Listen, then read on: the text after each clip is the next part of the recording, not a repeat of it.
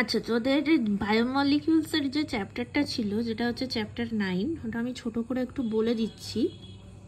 এখানে যে সজীব কোষের রাসায়নিক গঠন, মানে একটা সজীব কোষ কি কি উপাদানের সমন্বয়ে গঠিত, সেগুলো অ্যাট ফার্স্ট আমাদের জানতে হবে। সেগুলো স্ট্রাকচার কি কি কাজ, এটা নিয়েই গোটা চ্যাপ্টারটা।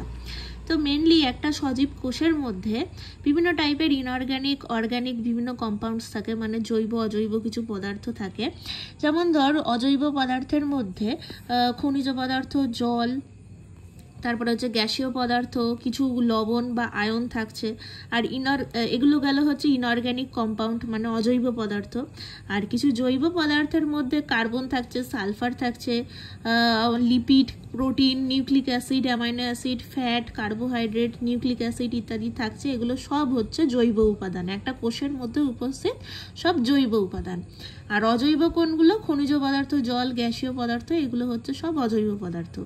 তো এখানে একটা চার্ট দিয়েছে যে উদ্ভিদের মধ্যে আর প্রাণীর মধ্যে কি কি উপাদান থাকছে, জল কতটা পার্সেন্টেজে থাকছে, লিপিড, প্রোটিন, কার্বোহাইড্রেট আর খনিজ লবণ কতটা পার্সেন্টেজে থাকছে। এখানে একটা চার্ট মতো দিয়ে দিয়েছে। জলটা তো মনে রাখতেই হবে, বাদবাকিগুলো একটু মনে রাখলে ভালো হয়, পার্সেন্টেজগুলো। ঠিক আছে, জল হচ্ছে উদ্ভিদ কোষে 75% থাকে, প্রাণী কোষে থাকে হচ্ছে 65%।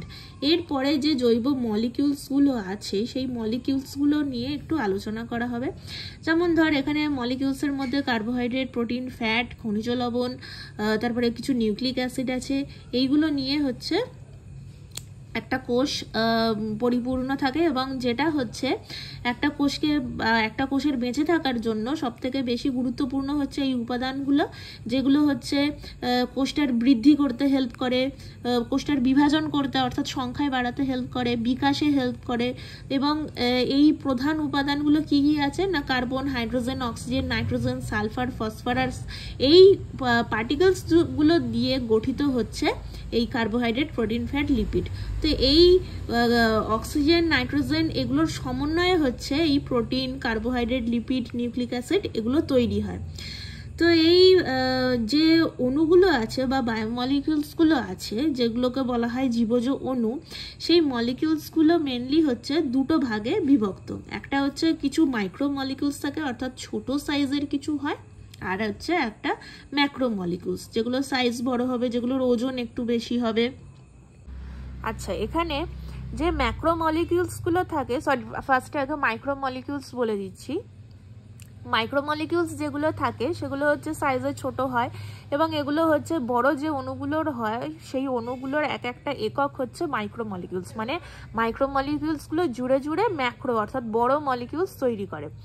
আর এটা হচ্ছে পলিমারাইজেশন প্রক্রিয়ার মাধ্যমে ছোট ছোট অণুগুলো জুড়ে জুড়ে একটা বড় অণু তৈরি হয়, সেটা হচ্ছে ম্যাক্রোমলিকিউলস। তো এই ছোট বা মাইক্রোমলিকিউলসের কি উদাহরণ হবে? মনোস্যাকারাইড, অ্যামাইনো অ্যাসিড, নিউক্লিওটাইড, এগুলো। এর কিছু বৈশিষ্ট্য আমাদের পড়তে হবে। যেমন ধর, এইটা হচ্ছে সাইজে তো ছোট হয়ই, এবং এর যে আণবিক ওজন হয়, সেই আণবিক ওজনটা হচ্ছে 1000 ডাল্টনের থেকে কম হয়। এবং এর যে গঠন, সেটা হচ্ছে একদমই সিম্পল স্ট্রাকচার হয়। আর এরা সহজেই হচ্ছে অন্তঃকোষীয় যে তরল থাকে সেটাতে দ্রবীভূত হয়ে যায়। তো এখানে কিছু জীবজ অণুর বিভিন্ন প্রকার ছবি দিয়েছে, মনোস্যাকারাইড। তো এখানে এরপরে হচ্ছে বৃহৎ যে মলিকিউলগুলো আছে, অর্থাৎ ছোট ছোট অণুগুলো জুড়ে জুড়ে পলিমারাইজেশন প্রক্রিয়ার মাধ্যমে জুড়ে যে বড় অণুগুলো তৈরি করে, সেটাকেই বৃহৎ অণু বা ম্যাক্রো মলিকিউল বলবো। আর এর উদাহরণ হচ্ছে carbohydrate, lipid, nucleic acid, protein. মানে কার্বোহাইড্রেট হচ্ছে কার্বন, হাইড্রোজেন, অক্সিজেন, নাইট্রোজেন, এগুলোর সব সমন্বয়ে গঠিত হয়, একটা মলিকিউল দিয়ে তৈরি হয় না, অনেকগুলো মলিকিউলের সাহায্যে এই ম্যাক্রো মলিকিউলটা তৈরি হচ্ছে। তো এরও কিছু প্রধান বৈশিষ্ট্য আছে। যেমন ধর, এর হচ্ছে বৃহৎ আয়তন হয়, এর আণবিক যে ওজন হয় সেই ওজনটা হচ্ছে 10,000 ডাল্টনের বেশি হয়। এদের গঠন একটু জটিল টাইপের হয়। অন্তঃকোষীয় তরলে তো দ্রাব্য হতেই হবে, যেহেতু এটা কোষের মধ্যে উপস্থিত থাকছে। পলিমারাইজেশনের মাধ্যমে অনেকগুলো ক্ষুদ্র ক্ষুদ্র অণু জুড়ে জুড়ে এটা তৈরি হয় ইত্যাদি। বিভিন্ন বিভিন্নভাবে পলিমার শৃঙ্খল দিয়ে পৃথক থাকে ইত্যাদি, বিভিন্ন টাইপের বৈশিষ্ট্য হয়। তো এখানে কিছু কোয়েশ্চেন্স আছে, এই কোয়েশ্চেন্সগুলো সলভ করে ফেলতে হবে, খুবই ইজি টাইপের, করে ফেলবি তোরা পিডিএফ দেখে। এরপরে কার্বোহাইড্রেট, প্রোটিন, ফ্যাট এগুলোর গঠন আর কাজ নিয়ে আলোচনা করা হবে। তো প্রোটিন, এই প্রোটিন শব্দটা প্রোটিওস থেকে এসছে, যার অর্থ হচ্ছে প্রাথমিক বা প্রাইমারি। আর এই শব্দটা সর্বপ্রথম নামকরণ করেছিলেন, বা প্রোটিন যে নামকরণ সেটা করেছিলেন হচ্ছে বার্জেলিয়াস নামক একজন বিজ্ঞানী। তো এই বিজ্ঞানীর নামটা একটু মনে রাখলে ভালো হয়। বার্জেলিয়াস নামক একজন বিজ্ঞানী প্রোটিন নামকরণ করেছিলেন। এবং এই প্রোটিন মানে কি, প্রোটিন হচ্ছে mainly carbon, hydrogen, oxygen, nitrogen এবং মাঝে মাঝে সালফারও প্রোটিনের মধ্যে থাকে, কারণ সালফাইড বন্ড তৈরি হয় এখানে মাঝে মাঝে, ইত্যাদির উপাদানের সমন্বয়ে হচ্ছে প্রোটিন গঠিত হয়। তো এখানে প্রোটিনের কিছু উৎস দিয়েছে। প্রাণীজ উৎস মানে হচ্ছে মাছ, মাংস, ডিম, দুধ, ছানা, এগুলো সব প্রাণী থেকে আমরা পাই প্রোটিনের সোর্স। উদ্ভিজ্জের মধ্যে সয়াবিন, বিভিন্ন টাইপের ডাল, চাল, যব ইত্যাদির মধ্যে প্রোটিন থাকে। তো এই প্রোটিনের স্ট্রাকচারটা বা ক্লাসিফিকেশনটা তোদের অনেকটাই বড় দিয়েছে, মোটামুটি সব এক্সাম্পলগুলো বা কোনটা কি একটু পড়তে হবে। সরল প্রোটিন, সংযুক্ত প্রোটিন আর হচ্ছে লব্ধ প্রোটিন। সরল প্রোটিন মানে হচ্ছে প্রোটিনের প্রধান উপাদান মেনলি আমরা কি জানি, প্রোটিন হচ্ছে মেনলি অ্যামাইনো অ্যাসিড দিয়ে তৈরি। তো যখন প্রোটিন একটি মাত্র অ্যামাইনো অ্যাসিড দিয়ে গঠিত হবে তখন সেটাকে আমরা বলবো হচ্ছে সরল প্রোটিন। তো এই সরল প্রোটিন মেনলি হচ্ছে কিছু প্রকারের হয়ে থাকে, যেমন প্রোটামিন, হিস্টোন এখানে দিয়েছে, যেমন দেখ protamine, histone, globulin, albumin, prolamin, glutenin, scleroprotein. তো এই সরল প্রোটিনের এই ভাগগুলো কোথায় উপস্থিত থাকে এবং মেনলি কি কি কাজ করে এগুলো আমাদের জানতে হবে। যেমন ধর প্রথমে দিয়েছে হচ্ছে প্রোটামিন, প্রোটামিন আর হিস্টোন। প্রোটামিন কোথায় থাকে, স্যামন যে মাছ আছে তাদের শুক্রকোষ মানে স্পার্মের মধ্যে, স্যালমিন শুক্রকোষে ক্লুপিন নামক প্রোটামিন ইত্যাদি প্রোটিন পাওয়া যাচ্ছে। তারপরে হচ্ছে ক্ষারধর্মী এই প্রোটিন তাপে তঞ্চিত হতে পারে। আচ্ছা, এখানে যে সরল প্রোটিনটা আছে, সরল প্রোটিন মানে হচ্ছে কেবল একটা মাত্র অ্যামাইনো অ্যাসিড দিয়ে তৈরি হয় এবং এর যে ভাগগুলো আছে সেই ভাগগুলো আমাদের পড়তে হবে। যেমন ফার্স্টেই দিয়ে হচ্ছে প্রোটামিন আর হিস্টোন। প্রোটামিন মেনলি হচ্ছে যে স্যামন মাছ আছে সেই স্যামন মাছের স্পার্ম বা শুক্রকোষে স্যালমিন নামক যে প্রোটিনটা সেটা হচ্ছে প্রোটামিনের এক্সাম্পল। বা হেরিং মাছের শুক্রকোষ বা স্পার্মের মধ্যে যে ক্লুপিং নামক প্রোটিন থাকে সেটা হচ্ছে প্রোটামিনের একটা এক্সাম্পল। এটা কিন্তু তাপ দিলেও এটা কিন্তু তঞ্চিত হয় না বা কুচকে যায় না, এবং এটা কিন্তু অ্যামোনিয়াম হাইড্রোক্সাইড অর্থাৎ NH4OH দ্রবণে দ্রবীভূত হয়ে যায়। আর হিস্টোনের এক্সাম্পল দিয়েছে। হিস্টোন মানে আমরা জানি এই প্রোটিনটা হিমোগ্লোবিন বা থাইমাস গ্রন্থিতে থাকে এবং এটাও NH4OH এ দ্রবীভূত হয়, কিন্তু তাপে তঞ্চিত হয় না। কোনটা তঞ্চিত হয়, কোনটা কিসে দ্রবীভূত এবং কোনটার এক্সাম্পল কি, এগুলো আমাদের মনে রাখতে হবে। নেক্সট হচ্ছে গ্লোবিউলিন প্রোটিন। গ্লোবিউলিন প্রোটিন আমরা জানি ডিমে থাকে, রক্তরসে থাকে, গ্লোবিউলার স্ট্রাকচার তৈরি করে এবং এটা হচ্ছে 3 টাইপের হয়। এর যে টাইপটা সেটা হচ্ছে 3 টাইপের হয়, আলফা, বিটা আর গামা গ্লোবিউলিন। গামা গ্লোবিউলিন আমরা অলরেডি পড়েছি, যেটা ইমিউনিটিতে আমাদের হেল্প করে এবং এই এছাড়াও আলফা আর বিটা দুটো থাকে যেটা কিনা প্রোটিনের বাহক রূপে এটা হেল্প করে, বাহক প্রোটিন রূপে এর হচ্ছে প্রধান কাজ। এরপরে হচ্ছে অ্যালবুমিন আছে। অ্যালবুমিন কি করছে, অ্যালবুমিন মেনলি হচ্ছে ডিমে তো পাবোই, সেরামে থাকে। আর হচ্ছে এই অ্যালবুমিন বিভিন্ন প্রকার বীজেও প্রচুর পরিমাণে পাওয়া যায়। আর এটা কিন্তু তাপ প্রয়োগ করলে তঞ্চিত হয়। আগেরগুলো কিন্তু তঞ্চিত, যেটা গ্লোবিউলিন ছিল সেটা কিন্তু তঞ্চিত হয় না, কিন্তু গ্লোবিউলিন নয়, প্রোটামিন তঞ্চিত হয় না, কিন্তু গ্লোবিউলিন তঞ্চিত হয়। আচ্ছা, এরপরে অ্যালবুমিনও তঞ্চিত হয়, এটাও মনে রাখতে হবে। লবণ জলে এটা দ্রবীভূত হয় আর NH4(2SO4) এই লবণটাতেও অধক্ষিপ্ত হতে পারে এটা। আচ্ছা, এর কি কাজ হতে পারে, হরমোন, রাগ পরিবহন, ফ্রি রেডিক্যাল প্রশমন করা, এগুলো হচ্ছে এর প্রধান কাজ। এরপরে হচ্ছে সরল প্রোটিনেরই আরও 3টে ভাগ আছে। প্রোল্যামিন। প্রোল্যামিন মেনলি কোথায় দেখতে পাওয়া যায়, বার্লি, গম, ভুট্টা ইত্যাদিতে দেখতে পাওয়া যায়। জল এবং লঘু দ্রবণে এটা হচ্ছে দ্রবীভূত আর এটা হচ্ছে তাপ প্রয়োগ করলে কিন্তু তঞ্চিত হয় না। গ্লুটেনিন কোথায় পাবো, গ্লুটেনিন মেনলি হচ্ছে বিভিন্ন টাইপের উদ্ভিদের যে বীজ সেখানে আমরা দেখতে পাবো, এটাও কিন্তু তাপে তঞ্চিত হয়। স্ক্লেরোপ্রোটিন কোথায় থাকে, যে আমাদের স্কেলিক্যাল যে প্রোটিন থাকে, স্কেলিটন প্রোটিন, যেটা স্কেলিটন মানে হচ্ছে চোখ, চুল, নখ, খুর এই ইত্যাদি যে পার্টসগুলো আছে সেগুলোতে হচ্ছে স্কেলিটন, মানে ঠিক চামড়া নয় কিন্তু এই চামড়ার থেকে একটু শক্ত মতো একটা স্ট্রাকচার, যেটা হচ্ছে আমাদের প্রোটিনের সমন্বয়ে গঠিত হয়। মেনলি ওখানে হচ্ছে কেরাটিন নামক বিভিন্ন টাইপের প্রোটিন এখানে দেখতে পাবো। তো চুল, নখ, খুর এগুলোতে প্রচুর পরিমাণে স্ক্লেরোপ্রোটিন থাকে এবং এরা হচ্ছে লঘু অ্যাসিড এবং ক্ষারের মধ্যে হচ্ছে অদ্রাব্য। এরপরে হচ্ছে সংযুক্ত প্রোটিন কিছু থাকে। সরল প্রোটিনের পরে হচ্ছে সংযুক্ত প্রোটিন। সংযুক্ত প্রোটিন মানে হচ্ছে যখন সরল প্রোটিনের সাথে অপ্রোটিন একটি বস্তু যুক্ত থাকবে তখন সেটাকে আমরা বলবো হচ্ছে সরল প্রোটিন, সংযুক্ত প্রোটিন। ঠিক আছে, সরল প্রোটিনের সাথে যখন অপ্রোটিন একটা পার্ট যুক্ত থাকবে তখন সেটাকে আমরা বলবো হচ্ছে সংযুক্ত প্রোটিন। তো এই সংযুক্ত প্রোটিন বিভিন্ন প্রকারের হয়। কি কি প্রকারের হয় আগে আমরা চার্ট থেকে দেখে নিই। মেটালো প্রোটিন, তারপরে হচ্ছে ফসফোপ্রোটিন, ক্রোমো, গ্লাইকো, মিউকো, নিউক্লিয় প্রোটিন, লাইপোপ্রোটিন ইত্যাদি। তো এই এতগুলো স্ট্রাকচার আমাদের পড়তে হবে, মেনলি নাম বা এক্সাম্পল আমাদের একটু মনে রাখতে হবে। মেটালো প্রোটিন, মেটাল মানে কি? মেটাল মানে হচ্ছে ধাতু। যখন প্রোটিন একটা মানে ধাতুর সঙ্গে যুক্ত থাকবে, ধাতু মানে কি? এটা অপ্রোটিন টাইপের একটা পার্ট, এর সাথে যখন যুক্ত থাকবে তখন সেটাকে আমরা বলবো হচ্ছে মেটালো প্রোটিন। তো এই মেটালো প্রোটিনের মধ্যে কিছু এখানে এক্সাম্পল দিয়েছে। বিভিন্ন টাইপের যে এনজাইম আছে সেই এনজাইম হচ্ছে কিছু মেটালের সাহায্য ছাড়া ওরা কাজ করতে পারে না। যেমন কার্বনিক অ্যানহাইড্রেজ এই উৎসেচকটা জিঙ্ক আয়ন ছাড়া কাজ করতে পারবে না। ফাইকোকাইনেজ এটা ম্যাগনেসিয়াম ছাড়া কাজ করতে পারবে না। অক্সিডোরিডাকটেজ আয়রন আর কপার। ট্রান্সফারেজ উৎসেচককে ম্যাগনেসিয়াম, ম্যাঙ্গানিজ, কোবাল্ট ইত্যাদি। হাইড্রোলেজ উৎসেচক ক্যালসিয়াম, জিঙ্ক, কোবাল্ট ইত্যাদি ধাতুর প্রয়োজন হচ্ছে। অর্থাৎ একটা প্রোটিন অর্থাৎ একটা এনজাইমের ধাতব কিছু উপাদানের সমন্বয়ে এ কাজ করতে সক্ষম হচ্ছে। তাই জন্য এই উৎসেচকগুলোকে বা এই প্রোটিনগুলোকে, অ্যাকচুয়ালি উৎসেচক তো প্রোটিন, এক ধরনের প্রোটিন, তো এই উৎসেচকগুলোকে বা প্রোটিনগুলোকে আমরা বলবো হচ্ছে মেটালো প্রোটিন, যেহেতু মেটালের সাহায্যে এরা কাজ করছে। ফসফোপ্রোটিন মানে হচ্ছে ফসফেট টাইপের কিছু একটা অপ্রোটিন টাইপের বস্তু প্রোটিনের সাথে যুক্ত থাকবে বা ফসফরিক অ্যাসিড যুক্ত থাকবে, যেটা আমরা ডিমের ভাইটালাইনে পাবো, যেটা আমরা দুধের ক্যাসিনোজেনে পাবো।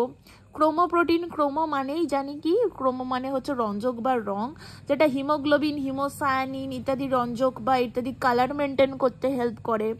গ্লাইকোপ্রোটিন, মিউকোপ্রোটিন মানে এগুলো হচ্ছে গ্লাইকোপ্রোটিন মানে আমরা কি জানি? গ্লাইকো মানে হচ্ছে কার্বোহাইড্রেট প্লাস প্রোটিন ইত্যাদি যুক্ত থাকবে। তো এখানে বলছে যে এই ধরনের প্রোটিনে কার্বোহাইড্রেটের প্রোস্থেটিক গ্রুপ থাকে, প্রোটিনে কম পরিমাণে কার্বোহাইড্রেট থাকে, আর মিউকোপ্রোটিনে কম্প্যারেটিভলি একটু বেশি কার্বোহাইড্রেট এখানে থাকে।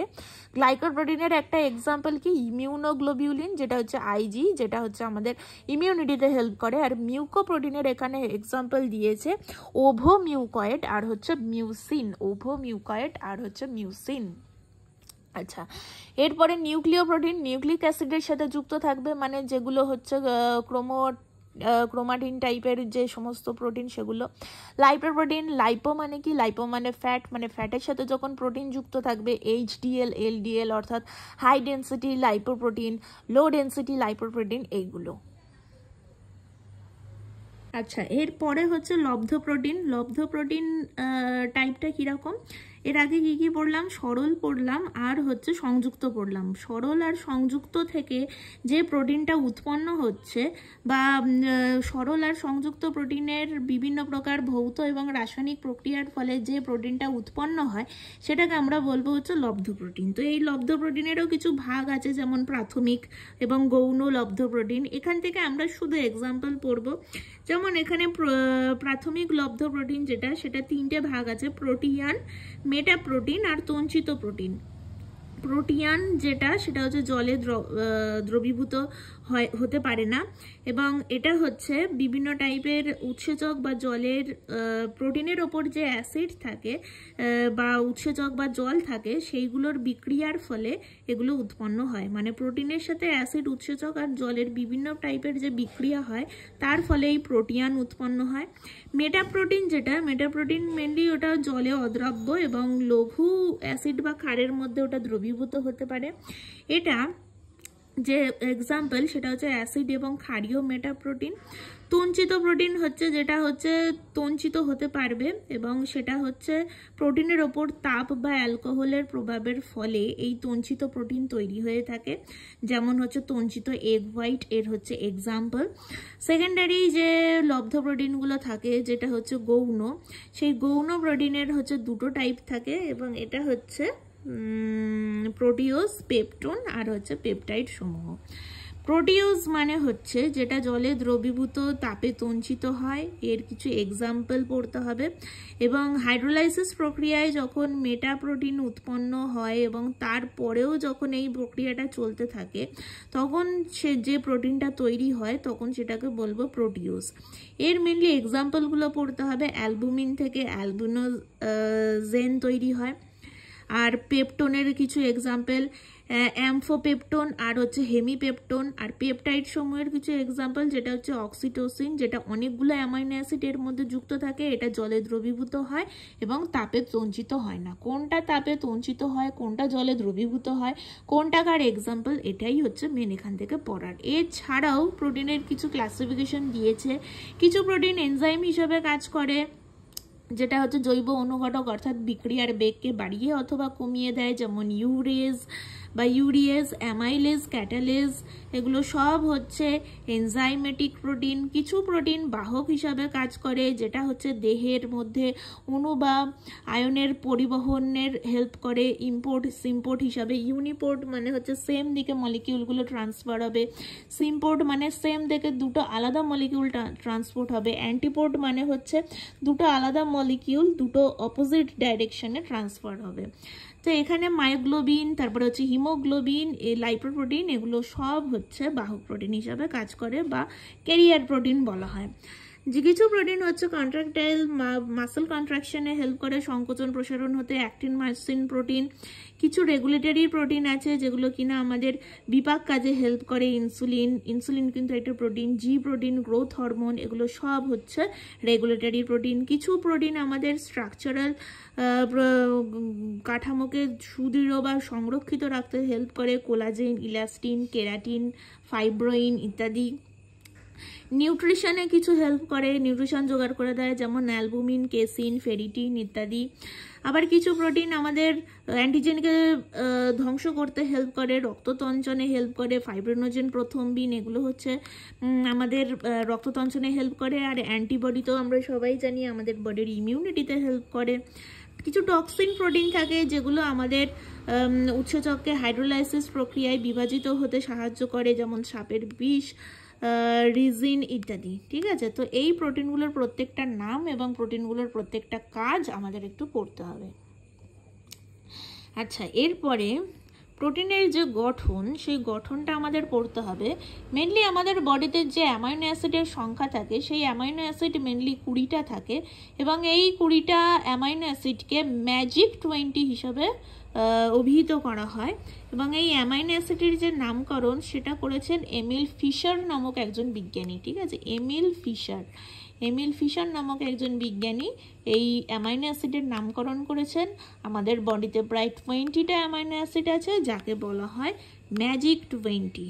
তো এখানে অ্যামাইনো অ্যাসিড কাকে বলে বা কিসের সমন্বয়ে গঠিত, এটাও হচ্ছে একটা জৈব অ্যাসিড যেটা কার্বন, হাইড্রোজেন, অক্সিজেন, নাইট্রোজেন এবং প্রোটিন নিয়ে গঠিত এবং এটা হচ্ছে প্রোটিনের গঠনগত একক, অর্থাৎ এইগুলো জুড়ে জুড়েই কিন্তু প্রোটিন তৈরি হয়।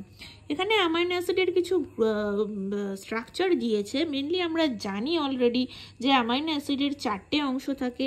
অ্যামাইনো গ্রুপ মানে হচ্ছে NH2, এই যে এইটা। তারপরে থাকে কিছু আর গ্রুপে এখানে কার্বন যুক্ত হতে পারে, হাইড্রোজেন যুক্ত হতে পারে বা অন্যান্য সালফার টাইপের যৌগ বা নাইট্রোজেন, বিভিন্ন টাইপের, এই আরটা ভ্যারি করে। ঠিক আছে, এছাড়া হাইড্রোজেন পরমাণু একটা থাকে এবং একটা থাকে হচ্ছে কার্বক্সিল গ্রুপ যেটা COOH। তাহলে কি কি থাকে, একটা হচ্ছে অ্যামাইনো গ্রুপ, একটা হচ্ছে আর বা পার্শ্ব শৃঙ্খলে যেটা থাকে আর গ্রুপ এবং এর সাথে একটা হাইড্রোজেন পরমাণু যুক্ত থাকে এবং থাকে হচ্ছে কার্বক্সিল গ্রুপ। এই স্ট্রাকচারটা আমাদের মনে রাখতে হবে, পরে আমাদের কাজে লাগবে। আচ্ছা, এখানে আর কিছু এখান থেকে আপাতত পড়ার দরকার নেই। আচ্ছা, এখানে বলছে যে কিছু কিছু অ্যামাইনো অ্যাসিড আছে যাদের গ্রুপের মধ্যে NH2, মানে এই যে আমরা পড়লাম অ্যামাইনো গ্রুপের মধ্যে NH2 থাকে না, সেই NH2-র পরিবর্তে ইমিনো গ্রুপ অর্থাৎ NH উপস্থিত থাকে। ঠিক আছে, অ্যামাইনো হবে কখন NH2 হলে, আর ইমিনো কখন হবে NH হলে। তো এইরকম NH বা ইমিনো গ্রুপ যুক্ত অ্যামাইনো অ্যাসিডকে আমরা বলবো হচ্ছে ইমিনো অ্যাসিড, এবং এর এক্সাম্পল কি হাইড্রক্সিপ্রোলিন এবং প্রোলিন। ঠিক আছে, হাইড্রক্সিপ্রোলিন এবং প্রোলিন এই দুটো এক্সাম্পল একটু এক্সেপশনাল, যাদের মধ্যে যে স্ট্রাকচারটা থাকে সেটা হচ্ছে ইমিনো গ্রুপ, অর্থাৎ NH গ্রুপটা থাকে, NH2 থাকে না, NH থাকে, তো এই জন্য এটাকে ইমিনো অ্যাসিড বলা হয়। অ্যামাইনো অ্যাসিডের কিছু ক্লাসিফিকেশন দিয়েছে, ক্ষারীয়, আম্লিক, প্রশমন। ক্ষারীয় মানে হচ্ছে এখানে অতিরিক্ত অ্যামাইনো গ্রুপ যুক্ত থাকে, অ্যামাইনো গ্রুপ মানে কি NH2 গ্রুপ যুক্ত থাকবে। এক্সাম্পল হচ্ছে লাইসিন, আর্জিনিন ইত্যাদি। আচ্ছা, লাইসিন, আর্জিনিন ইত্যাদি। এখানে আম্লিক কিছু অ্যামাইনো অ্যাসিড থাকবে, অর্থাৎ দুটো কার্বক্সিল গ্রুপ অর্থাৎ COOH দুটো থাকবে। অ্যামিনো গ্রুপ হচ্ছে যেটা NH2 গ্রুপ, সেটা হচ্ছে একটা থাকবে, এবং এর উদাহরণ কি কি দিয়েছে, গ্লুটামিক অ্যাসিড, অ্যাসপার্টিক অ্যাসিড ইত্যাদি। প্রশমন কিছু অ্যামাইনো অ্যাসিড, যেটা হচ্ছে একটা কার্বক্সিল, একটা অ্যামাইনো গ্রুপ, কার্বক্সিল মানে হচ্ছে COOH, আর অ্যামাইনো মানে হচ্ছে NH2 গ্রুপ, একটা একটা করে থাকবে, তখন সেটাকে বলবো প্রশমন অ্যামাইনো অ্যাসিড। এবং এটার এক্সাম্পল হচ্ছে অ্যালানিন, সিরিন, ভ্যালিন ইত্যাদি। প্রত্যেকটার এক্সাম্পল এবং কি কি গ্রুপ দ্বারা এবং কটা গ্রুপ দ্বারা গঠিত হচ্ছে এটা অবশ্যই মনে রাখতে হবে। এরপরে হচ্ছে আর গ্রুপ। আর গ্রুপ বিভিন্ন টাইপের হতে পারে। অ্যালফেটিক মানে হচ্ছে কার্বন এবং হাইড্রোজেন যুক্ত হতে পারে, যেমন ধর এখানে HCH3, এগুলো ভ্যারি করছে। এই আর গ্রুপটা চেঞ্জ হয়ে গেলেই অ্যামাইনো অ্যাসিডের নামটা চেঞ্জ হয়ে যাবে, বাদ বাকি স্ট্রাকচার সেম আছে। দেখ COO আছে, অর্থাৎ অ্যামিনো গ্রুপ আছে, একটা H গ্রুপ আছে, এবং আর গ্রুপটা প্রত্যেকটাতে চেঞ্জ হয়ে হয়ে নামটা চেঞ্জ হচ্ছে, এবং অ্যামাইনো গ্রুপ আছে, NH3 থাকছে বা NH2 থাকছে, এরকমভাবে অ্যামাইনো গ্রুপ থাকছে। OH গ্রুপ যুক্ত হতে পারে আর শৃঙ্খলটাতে, S পরমাণু যুক্ত হতে পারে, কিছু অ্যাসিড বা অ্যামাইড যুক্ত হতে পারে, বেসিক কিছু গ্রুপ যুক্ত হতে পারে, অ্যারোমেটিক বলয় শৃঙ্খল হতে পারে। তো এগুলোর প্রত্যেকটার এক্সাম্পল আমাদের মনে রাখতে হবে। অ্যারোমেটিক বলয় শৃঙ্খল যেমন ফিনাইল অ্যালানিন, টাইরোসিন, ট্রিপ্টোফ্যানে দেখতে পাবো। এখানে কিছু বেসিক গ্রুপ যুক্ত হচ্ছে, যাদের মধ্যে arginine, lysine, histidine, hydroxy, lysine ইত্যাদি দেখতে পাবো। তো এই এক্সাম্পলগুলো আমাদের মনে রাখতে হবে। এরপরে হচ্ছে অ্যামাইনো অ্যাসিডের কিছু গুরুত্ব এখানে দিয়েছে, এবং এই অ্যামাইনো অ্যাসিডের গুরুত্বের ওপর বেস করে অ্যামাইনো অ্যাসিডকে দুটো ভাগে ভাগ করা হয়। একটা হচ্ছে এসেনশিয়াল অ্যামাইনো অ্যাসিড, এটা নিউট্রিশনেও থাকতে পারে, এসেনশিয়াল অ্যামাইনো অ্যাসিড, আর একটা হচ্ছে নন এসেনশিয়াল বা অনপরিহার্য অ্যামাইনো অ্যাসিড। যেটা অপরিহার্য মানে যেটা আমাদের বডিতে চাই অথচ আমাদের বডিতে সংশ্লেষ হয় না, যেটা খাবার দাবার গ্রহণের মাধ্যমে সেই চাহিদাটা আমাদের বডিতে ফিল আপ করতে হয়, সেটাকে আমরা বলবো হচ্ছে এসেনশিয়াল। মানে আমাদের বডিতে খুবই প্রয়োজনীয়, খুবই এসেনশিয়াল, অথচ আমাদের বডিতে সংশ্লেষ হয় না, কিন্তু যেহেতু আমাদের বডিতে প্রয়োজন, ওই জন্য আমরা খাদ্যের মাধ্যমে ওই সোর্সটাকে আমাদের বডিতে ফিল আপ করবো, তখন সেটাকে বলবো এসেনশিয়াল অ্যামাইনো অ্যাসিড। এবং এগুলোর সংখ্যা হচ্ছে 10টা থাকে: valine, lysine, isoleucine, tryptophan, histidine, threonine, lysine, methionine, phenyl alanine ইত্যাদি। আচ্ছা, এছাড়া এখানে দিয়েছে কিছু এক্সাম্পলের মধ্যে আর্জিনিন বলছে যখন কোনো ক্ষত নিরাময় হয় বা ক্যান্সার হয় তখন এই আর্জিনিন খুব ইম্পর্টেন্ট। যখন প্রেগনেন্সি চলে তখন গ্লাইসিন, আর্জিনিন এই দুটো amino acid very very important. আর এছাড়াও বলছে যে কিছু অ্যামাইনো অ্যাসিড এছাড়াও বিভিন্ন পরিস্থিতিতে অপরিহার্য হতে পারে।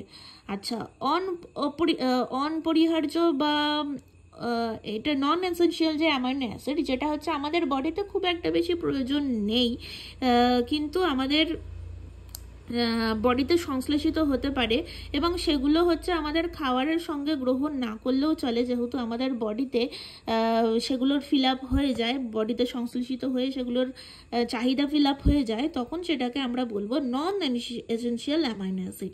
তো এর কিছু এক্সাম্পল আমাদের মনে রাখতেই হবে: সিস্টেইন, টাইরোসিন, অ্যালানিন, আর্জিনিন। ঠিক আছে, তো এই এক্সাম্পলগুলো খুব ইম্পর্টেন্ট, এক্সাম্পলগুলো মনে রাখতেই হবে। এরপরে অ্যামাইনো অ্যাসিডের মধ্যে বলছে যে বন্ডটা তৈরি হয়, আমরা জানি অ্যামাইনো অ্যাসিডগুলো জুড়ে জুড়ে কি তৈরি হয়, প্রোটিনের একটা চেন তৈরি হয়। তো এই প্রোটিনের চেনের মধ্যে মেন যে বন্ডটা তৈরি হয় সেটা হচ্ছে পেপটাইড বন্ড। এই পেপটাইড বন্ড কিভাবে তৈরি হয়, দুটো অ্যামাইনো অ্যাসিডের মধ্যে এই পেপটাইড বন্ড তৈরি হয় এবং একটা অ্যামাইনো অ্যাসিডের অ্যামাইনো গ্রুপের সাথে অপর একটা অ্যামাইনো অ্যাসিডের কার্বক্সিল গ্রুপের যে বন্ড তৈরি হয় সেটা হচ্ছে পেপটাইড বন্ধন দিয়ে তৈরি হয়। যেমন ধর এখানে দিয়েছে একটা অ্যামাইনো অ্যাসিডের মধ্যে যে কার্বক্সিল গ্রুপ আছে, কার্বক্সিল গ্রুপ মানে হচ্ছে CH বা COOH তো হতে পারে, বা COOH হতে পারে, এবং এখানে যে কার্বক্সিল গ্রুপের সাথে যেটা অ্যাটাচ হবে সেটা হচ্ছে অ্যামাইনো গ্রুপ। অ্যামাইনো গ্রুপ মানে হচ্ছে এখানে NH2 বা NH3 এরকম যখন যুক্ত হবে তখন সেটা হচ্ছে পেপটাইড বন্ধন তৈরি করছে। শুধু এই পেপটাইড বন্ধনটা মনে রাখলেই হবে এবং ওটা কোন কোন গ্রুপের মধ্যে হচ্ছে, যেমন অ্যামাইনো গ্রুপের সাথে এখানে কার্বক্সিল গ্রুপের একটা রাসায়নিক বিক্রিয়ার ফলে একটা পেপটাইড বন্ধনী তৈরি হচ্ছে, সেটাকেই আমরা বলবো হচ্ছে পেপটাইড বন্ধনী। এবং এগুলো অ্যামাইনো অ্যাসিডগুলো জুড়ে জুড়ে একটা প্রোটিনের চেন বা পেপটাইড চেন তৈরি করে, যখন সেটাকে আমরা বলবো হচ্ছে পলিপেপটাইড। প্রোটিনের এরপরে কিছু স্ট্রাকচার স্টার্ট হচ্ছে। প্রোটিনের গঠনগত পর্যায়ে যে আছে এখানে মোটামুটি বিভিন্ন টাইপের স্ট্রাকচার দেখতে পাওয়া যায়, যেমন প্রাথমিক গঠন, গৌণ গঠন, টার্সিয়ারি গঠন ইত্যাদি দেখতে পাওয়া যাচ্ছে। তো প্রাথমিক গঠনের মধ্যে বলছে যে প্রোটিনের যে প্রাথমিক বা একদম যে প্রাইমারি স্ট্রাকচার আছে সেই প্রাইমারি স্ট্রাকচার মেনলি হচ্ছে অ্যামাইনো অ্যাসিডগুলো জুড়ে জুড়ে একটা শৃঙ্খল তৈরি করে বা একটা সরল চেন বা পেপটাইড চেন তৈরি করে, যে চেনের মধ্যে হচ্ছে অ্যামাইনো গ্রুপ এবং অ্যামাইনো গ্রুপের আর একটা নাম হচ্ছে N টার্মিনাল অ্যামাইনো অ্যাসিড, আর একটা হচ্ছে যেটা কার্বক্সিল গ্রুপ যেটাকে C টার্মিনাল অ্যামাইনো অ্যাসিড। এগুলো জুড়ে জুড়ে পেপটাইড শৃঙ্খল তৈরি করে। এবং এই প্রোটিনের যে প্রাইমারি স্ট্রাকচার এটা সর্বপ্রথম বিজ্ঞানী স্যাঙ্গার নামক একজন বিজ্ঞানী এখানে আবিষ্কার করেছেন প্রোটিনের অ্যামাইনো অ্যাসিডের সজ্জাক্রম বা প্রোটিনের অ্যামাইনো অ্যাসিডের সজ্জাক্রম। এখানে বলছে যে তিনি ইনসুলিনের প্রাথমিক গঠন সর্বপ্রথম আবিষ্কার করেছিলেন এবং তিনি নোবেল পুরস্কার পেয়েছিলেন। এখানে এরপরে হচ্ছে প্রাইমারি স্ট্রাকচারের পর যে স্ট্রাকচারটা আছে সেটা হচ্ছে গৌণ শৃঙ্খল বা গৌণ গঠন। এখানে সেকেন্ডারি স্ট্রাকচারের মধ্যে হচ্ছে এই যে পলিপেপটাইডের চেনটা আমরা পেলাম, পলিপেপটাইডের চেনটা একবার দেখিয়ে দিই, যে এখানে N টার্মিনাল আর হচ্ছে C টার্মিনাল অর্থাৎ অ্যামিনো গ্রুপ আর হচ্ছে কার্বক্সিলিক গ্রুপ একসাথে জুড়ে জুড়ে এই যে পলিপেপটাইডের চেনটা এরকমভাবে তৈরি করেছে। তো এই দীর্ঘ পলিপেপটাইড শৃঙ্খল যখন পেঁচিয়ে যায় বা দ্বিমাত্রিক বা সেকেন্ডারি বা 2D একটা স্ট্রাকচার, আমরা জানি 3D 2D এরকম বিভিন্ন টাইপের ডাইমেনশনওয়ালা স্ট্রাকচার হয়, তো 2D টাইপের যে স্ট্রাকচার তৈরি হয় তাকে বলবো আমরা প্রোটিনের সেকেন্ডারি স্ট্রাকচার। তো এই যে স্ট্রাকচারটা, এই স্ট্রাকচারটা মেনলি হচ্ছে যে বিজ্ঞানী আবিষ্কার করেছেন সেই বিজ্ঞানীর নামটা আমাদের একটু মনে রাখতে হবে। পলিং এবং কোরে নামক দুজন বিজ্ঞানী এই স্ট্রাকচারটা আবিষ্কার করেছেন। তো প্রোটিনের যে সেকেন্ডারি গঠন আছে সেটা দুটো টাইপের হয়, একটা হচ্ছে আলফা হেলিক্স টাইপের আর একটা হচ্ছে বিটা প্লেটেড শিট বা এক ধরনের শিট টাইপের বা প্লেট টাইপের একটা স্ট্রাকচার তৈরি করে। এছাড়াও র্যান্ডাম কিছু কয়েল এখানে তৈরি হয়। তো ফার্স্টে আমরা পড়বো হচ্ছে alpha helix. Alpha helix mainly হচ্ছে যে সরল রৈখিক পলিপেপটাইড শৃঙ্খল বা সর্পিল আকারে পেঁচিয়ে যখন প্রোটিনের একটা দণ্ডাকার স্ট্রাকচার তৈরি করে তখন সেটাকে আমরা বলবো হচ্ছে আলফা হেলিক্স। এবং এই আলফা হেলিক্স গঠনের সময় যে পার্শ্ব শৃঙ্খলগুলো থাকে বা পাশাপাশি যে শৃঙ্খলগুলো থাকে সেগুলো হেলিক্সের বাইরের দিক দিয়ে পরের শৃঙ্খলটাতে অ্যাটাচমেন্টে হেল্প করে। যেমন ধর এখানে আলফা হেলিক্সের স্ট্রাকচারটা দিয়েছে যে এখানে প্রথমত স্ট্রাকচারটা খুব সিম্পল হয়, এরকম পেঁচিয়ে পেঁচিয়ে ওঠে এবং এর যে শৃঙ্খলগুলো সেগুলো বাইরের দিকে, বন্ডগুলো সব বাইরের দিকে অবস্থান করে এবং এইভাবে পুরো শৃঙ্খলটা তৈরি করে। অর্থাৎ এখানে যে পার্শ্ব শৃঙ্খলটা থাকে, অ্যামাইনো অ্যাসিডের যে পার্শ্ব শৃঙ্খল থাকে সেটা হচ্ছে হেলিক্সের একদম বাইরের দিকে, মানে ওই পেঁচানো স্ট্রাকচারটার একদম বাইরের দিকে এটা বন্ডগুলো তৈরি করে। তো এই আলফা হেলিক্স আমরা কোথায় কোথায় দেখতে পাবো? চুল, নখ, পালক, শিং, এগুলোতে সব আমরা আলফা হেলিক্স দেখতে পাবো। এরপরে হচ্ছে বিটা প্লেটেড শিট। সেই একই রকমভাবে এখানে কিন্তু হাইড্রোজেন বন্ড দ্বারা যুক্ত হচ্ছে একটা গঠন, এবং এখানে যে পার্শ্ব শৃঙ্খলগুলো থাকে একটার অভিমুখে, মানে দুজনের মুখের দিকে তাকিয়ে থাকবে, এইরকম দুটো অভিমুখে আর কি শৃঙ্খলটা বন্ডটা তৈরি হয়। এখানে আমি দেখিয়ে দিচ্ছি যে বিটা প্লেটেড শিটের মধ্যে পাশাপাশি, যেমন ধর এখানে হাইড্রোজেন বন্ডটা তৈরি হয়েছে, এই দুটো পাশাপাশি আছে, এই দুটো পাশাপাশি আছে, কিন্তু আলফা প্লেটেডের যে শিটগুলো ছিল, আলফা হেলিক্স যেটা ছিল, এই হেলিক্সটার মধ্যে বাইরের দিকে শৃঙ্খলগুলো তৈরি হচ্ছে, মানে এইখান থেকে বন্ডটা এখানে তৈরি হচ্ছে, ঠিক আছে, বাইরের দিক থেকে এরকমভাবে পার্শ্ব শৃঙ্খলগুলো বেরিয়ে বেরিয়ে বন্ড তৈরি করছে। আর এটা কিন্তু অভিমুখে, অর্থাৎ পাশাপাশি শৃঙ্খলগুলো তৈরি করছে, শৃঙ্খল নয় বন্ডগুলো তৈরি করছে। আচ্ছা, এরপরে কিছু র্যান্ডাম কয়েলও এখানে তৈরি হয়ে থাকে। আচ্ছা, বিটা প্লেটেড শিটের মধ্যে বিটা ক্যারোটিনের ক্ষেত্রে বলছে বিপরীত অভিমুখে দেখতে পাওয়া যায়, যেমন ফাইব্রিন প্রোটিনের ক্ষেত্রে। এই এক্সাম্পল দুটো একটু মনে রাখবি, যে দুটো শৃঙ্খল যদি একই অভিমুখে থাকে সেটা হচ্ছে বিটা ক্যারোটিনের ক্ষেত্রে আমরা দেখতে পাবো, আর বিপরীত মুখে থাকলে ওটা ফাইব্রোইন প্রোটিনের ক্ষেত্রে এটা আমরা দেখতে পাবো। একটা হচ্ছে একই অভিমুখে থাকে আর একটা হচ্ছে বিপরীত অভিমুখে থাকে। র্যান্ডাম কিছু কয়েল আমরা দেখতে পাবো, যেমন প্রোটিনের আলফা হেলিক্স বা বিটা প্লেটেড শিট।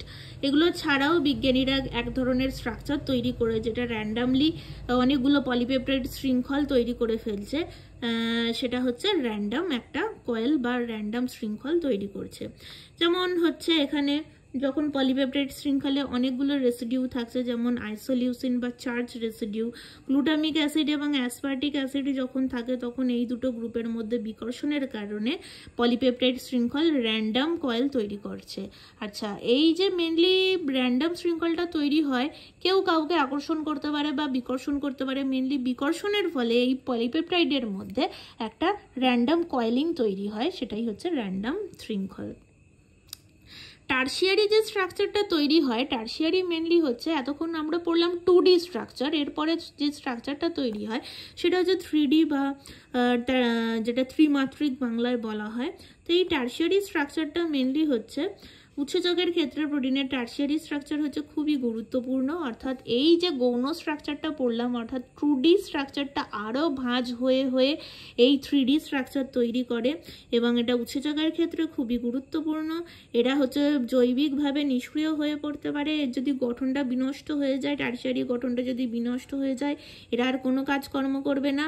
এদের মধ্যে বিভিন্ন টাইপের বন্ড আমরা দেখতে পাবো, যেমন আয়নিক বন্ধনী, হাইড্রোজেন বন্ধনী, ডাইসালফাইড বা হাইড্রোফোবিক বন্ধন ইত্যাদি দেখতে পাবো। তো এখানে বন্ডগুলো নিয়ে কিছু একটু আলোচনা করা হয়েছে, কি কি বন্ড কার মধ্যে তৈরি হচ্ছে। যেমন ধর, প্রথমে আয়নিক বন্ড দিয়েছে, দুটো বিপরীত আধানযুক্ত গ্রুপের মধ্যে হয়, পজিটিভ হতে হবে, একটা নেগেটিভ হতে হবে, এবং এটা একটা ইলেকট্রোস্ট্যাটিক মিথস্ক্রিয়ার মধ্যে বা মিথস্ক্রিয়া দ্বারা এটা আকর্ষিত হয়, অর্থাৎ যেদিকে ইলেকট্রনের সংখ্যা বেশি থাকবে সেটা হচ্ছে বেশি থেকে কমের দিকে আসবে। ইলেকট্রোস্ট্যাটিক একটা এখানে বিক্রিয়া বা মিথস্ক্রিয়া ঘটে থাকে। হাইড্রোজেন বন্ড হচ্ছে মানে যে হাইড্রোজেন পরমাণুগুলো থাকে তার মধ্যে হচ্ছে হাইড্রোজেন বন্ডটা তৈরি হয়।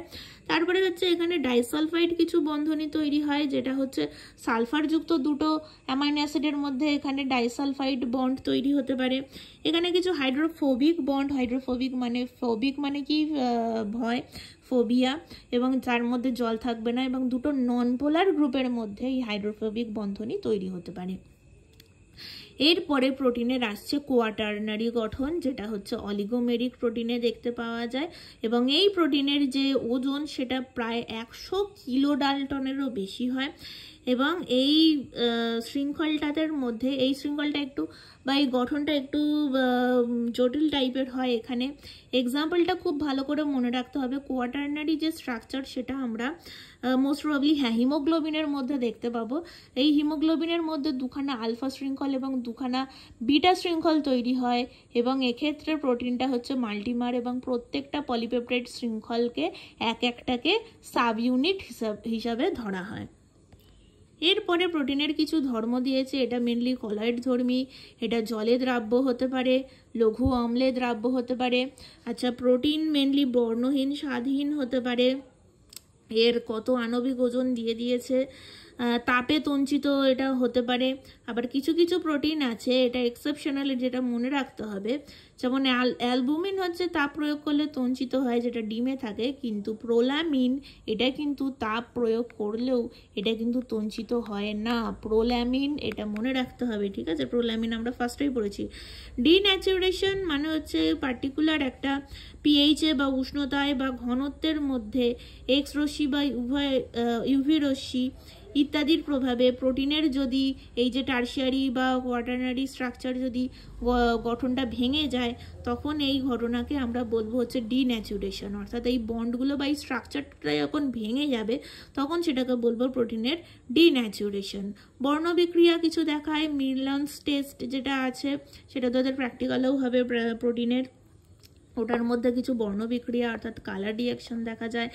আইসোইলেকট্রিক পিএইচ অর্থাৎ পার্টিকুলার একটা পিএইচে প্রোটিন হচ্ছে ধনাত্মক আর ঋণাত্মক আধান সমান রাখে, এই জন্য এই বিন্দুটাকে সমতিরিত বিন্দু বলা হচ্ছে। জুইটার আয়ন অর্থাৎ এই প্রোটিন কিন্তু আম্লিক এবং ক্ষার উভয় বৈশিষ্ট্যই আমাদেরকে দেখায়। অধক্ষেপণ হচ্ছে ম্যাগনেসিয়াম সালফেট আর হচ্ছে সোডিয়াম সালফেট ইত্যাদি দ্রবণে হচ্ছে প্রোটিন অধক্ষিপ্ত হতে পারে। এরপরে প্রোটিনের কিছু কাজ আছে, আমরা সবাই জানি, ক্ষয়পূরণে, দেহ গঠনে হেল্প করছে, ইউরিয়া সংশ্লেষে হেল্প করছে, কোষ পর্দার মধ্যে বিভিন্ন বস্তুর আদান প্রদানে হেল্প করছে, অনেক ক্ষেত্রে আবার রাসায়নিক দূত হিসাবে কাজ করছে, অর্থাৎ রাসায়নিক বস্তু এখান থেকে ওখানে পৌঁছে দিচ্ছে, যেটা হচ্ছে প্রোটিন, যেটা হচ্ছে হরমোন হিসাবে কাজ করে, রাসায়নিক দূত হিসাবেও কাজ করছে। আচ্ছা, এরপরে আমরা পড়বো হচ্ছে যেটা, সেটা হচ্ছে কার্বোহাইড্রেট। এরও সেই সেম গঠন কাজ আমাদের সব পড়তে হবে। কার্বোহাইড্রেটের মধ্যে যেটা মেনলি থাকে, যে উপাদান অর্থাৎ মৌলগুলো দিয়ে তৈরি, সেটা হচ্ছে কার্বন, হাইড্রোজেন আর অক্সিজেন থাকে, এবং যেখানে হাইড্রোজেন আর অক্সিজেনের যে অনুপাতটা সেটা হচ্ছে 2:1 থাকে, ঠিক আছে? আর এর যে আণবিক সংকেত এটা একটু মনে রাখলে ভালো হয়, CH2O হোল N বা CnH2nOn, ঠিক আছে? তো আর এখানে পড়তে হবে কার্বোহাইড্রেটের যে উৎস আছে, অর্থাৎ শ্বেতসার। কার্বোহাইড্রেটের বিভিন্ন টাইপ হয়, শ্বেতসার, গ্লুকোজ, সেলুলোজ, গ্লাইকোজেন, সুক্রোজ। যেমন শ্বেতসার কিসের মধ্যে পাবো আমরা? ধান, গম, ভুট্টা, বাজরা ইত্যাদির মধ্যে পাবো। গ্লুকোজ হচ্ছে আমরা কার মধ্যে পাবো? আখ, বিট, আনারস এগুলোর মধ্যে পাবো। এখানে গ্লাইকোজেন হচ্ছে প্রাণীর যকৃতে পাবো, কিছু ছত্রাকে আমরা গ্লাইকোজেন পাবো। সুক্রোজ যেমন আমরা আখ, বিট ইত্যাদিতে পাবো। এরপর কার্বোহাইড্রেটের ক্লাসিফিকেশনে চলে আসছি। কার্বোহাইড্রেটের মধ্যে যে ক্লাসিফিকেশন সেটা হচ্ছে মনোস্যাকারাইড, অলিগোস্যাকারাইড এবং পলিস্যাকারাইড। মনোস্যাকারাইড মানে কি?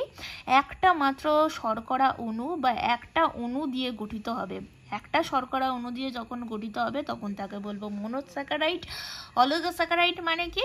2 থেকে 10টা, ঠিক আছে? মোর দ্যান 1 কিন্তু 10টা অবধি যখন শর্করা থাকবে তখন সেটাকে বলবো হচ্ছে অলিগোস্যাকারাইড, আর যখন মোর দ্যান 10 হয়ে যাবে তখন সেটাকে আমরা বলবো হচ্ছে পলিস্যাকারাইড। অ্যাট ফার্স্ট আমরা মনোস্যাকারাইড পড়বো, এবং এই মনোস্যাকারাইডের কার্বনের সংখ্যা অনুযায়ী ট্রায়োজ, টেট্রোজ, পেন্টোজ, হেক্সোজ, হেপ্টোজ এই 3টে ভাগ হয়। এর আণবিক সংকেতটা মনে না রাখলেও এর যে এক্সাম্পলগুলো আছে সেগুলো মনে রাখতে হবে। ট্রায়োজ মানে 3টে, টেট্রা মানে হচ্ছে 4টে, পেন্টা মানে 5, হেক্সো মানে হচ্ছে 6 হবে, এটা প্রিন্টিং মিস্টেক আছে, 5ই করেছে, এটা হেক্সোজ মানে 5, C5 হবে। হেপ্টোজ হচ্ছে C7 হবে, এবং এটার এক্সাম্পলগুলো আমাদের কার্বন সংখ্যার উপর ভিত্তি করে যে প্রকারভেদ তার এক্সাম্পলগুলো মনে রাখতে হবে। এরপরে যে মনোস্যাকারাইড আছে সেই মনোস্যাকারাইডের আরও কিছু ক্লাসিফিকেশন এখানে দিয়েছে। দেখ, একটা তো কার্বন সংখ্যা অনুযায়ী পড়লাম, আর একটা হচ্ছে বিজারণ বিভাগ অনুযায়ী হয়। একটা হচ্ছে অ্যালডোজ আর একটা হচ্ছে কিটোজ। বিজারণ মানে আমরা জানি যেখান থেকে হচ্ছে অক্সিজেন রিডাকশন, মানে হচ্ছে অক্সিজেনের হাইড্রোজেনের যে ইলেকট্রনের যে সংখ্যা, সেই ইলেকট্রন যখন আস্তে আস্তে কমতে থাকবে তখন সেটাকে আমরা বলবো বিজারণ বা রিডাকশন রিয়াকশন। এখানে কি হয় না, এখানে মনোস্যাকারাইডের মধ্যে যুক্ত যে ফ্রি রেডিক্যালস বা ফ্রি অ্যালডিহাইড বা কিটোনগুলো থাকে সেগুলো থেকে Cu++কে Cu+এ বিজারিত করে, অর্থাৎ এখানে ইলেকট্রনের সংখ্যা কমে গেল এবং সেটাকে বলা হচ্ছে বিজারণধর্মী সুগার। বিজারণধর্মী সুগারের একটু টাইপ মনে রাখতে হবে, যেমন এখানে অ্যালডোজ সুগার আর কিটোজ সুগার দুটো ভাগে ভাগ করেছে। অ্যালডোজ মানে আমরা বুঝতেই পারছি এখানে অ্যালডিহাইড যে গ্রুপটা, সেই গ্রুপটার যদি বিজারণ হয় তখন তাকে বলবো অ্যালডোজ সুগার বা অ্যালডো সুগার, যেমন গ্লুকোজ, গ্যালাক্টোজ, এরিথ্রোজ, রাইবোজ। আর যদি কিটোন যে গ্রুপটা আছে সেই কিটোন গ্রুপটার যদি বিজারণ প্রক্রিয়া সম্পন্ন হয় তখন তাকে বলবো আমরা কিটোজ বা কিটো সুগার। ঠিক আছে, যেমন ফ্রুক্টোজ, রাইবিউলোজ, জাইলিউলোজ, সেডোহেপটিউলোজ ইত্যাদি।